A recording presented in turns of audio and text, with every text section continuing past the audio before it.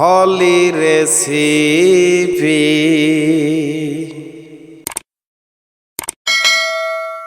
Hi viewers, আসসালামু আলাইকুম।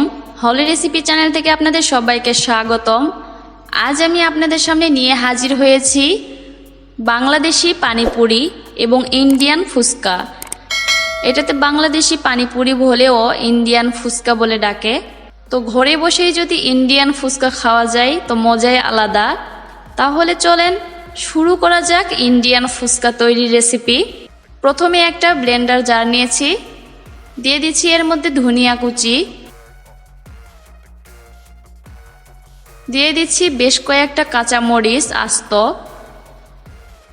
দিয়ে দিচ্ছি সামান্য একটু পানি ব্লেন্ড করে নেওয়ার জন্য।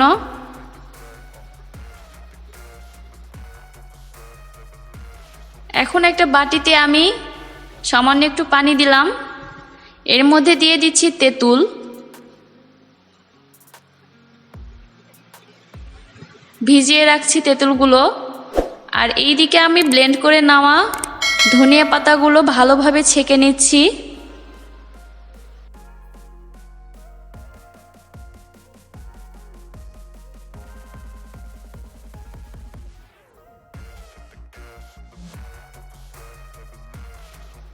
আমি সবগুলো ছেঁকে নিলাম। এই যে দেখতে পাচ্ছেন এরকম ছেঁকে নেওয়ার পরে এরকম হয়েছে, আর এইটাই ব্যবহার হবে। আর এইদিকে তেঁতুলগুলো ভিজিয়ে রেখেছিলাম, তেঁতুলগুলো ভালোভাবে এরকমভাবে রসগুলো বের করে নিচ্ছি।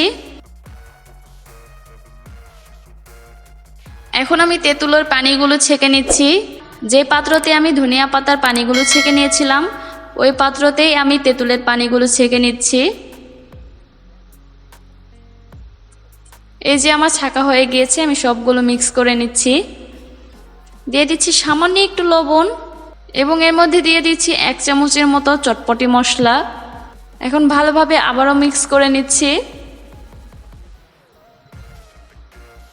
এখন চলে আসলাম পুর তৈরি করার জন্য। এর মধ্যে দিয়ে দিচ্ছি চটপটির ডাল, দিয়ে দিচ্ছি এখানে ছোলার ডাল। আমরা বাসায় যে এরকম ছোলা রান্না করে খাই সেইটা দিলেই হবে। দিয়ে দিচ্ছি আলু ম্যাশ করা 1 কাপ পরিমাণ, দিয়ে দিচ্ছি ধনিয়া পাতা কুচি, দিয়ে দিচ্ছি কাঁচামরিচ কুচি, দিয়ে দিলাম পেঁয়াজ কুচি, দিয়ে দিচ্ছি স্বাদ মতো লবণ, আর দিয়ে দিচ্ছি নুডলস মশলা, দিয়ে দিচ্ছি চটপটি মশলা। এখন ভালোভাবে হাত দিয়ে মেখে নিচ্ছি।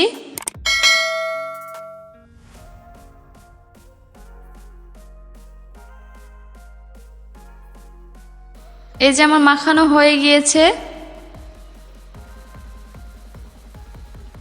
এখন শুধু তৈরি করার পালা। এখানে ফুচকা নিয়েছি, ফুচকাটাকে একটু ভেঙে নিলাম আর পুরগুলোকে ভরে নিলাম। এখন এইভাবে পানির মধ্যে ডুবাতে হবে আর শুধু খেতে হবে। তো এই যে তৈরি হয়ে গেল ইন্ডিয়ান ফুচকা।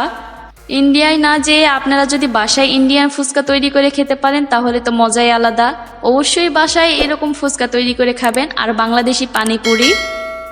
যদি ভালো লেগে থাকে তাহলে অবশ্যই আমার চ্যানেলটিকে সাবস্ক্রাইব করবেন, আমার পাশে থাকবেন। আল্লাহ হাফেজ।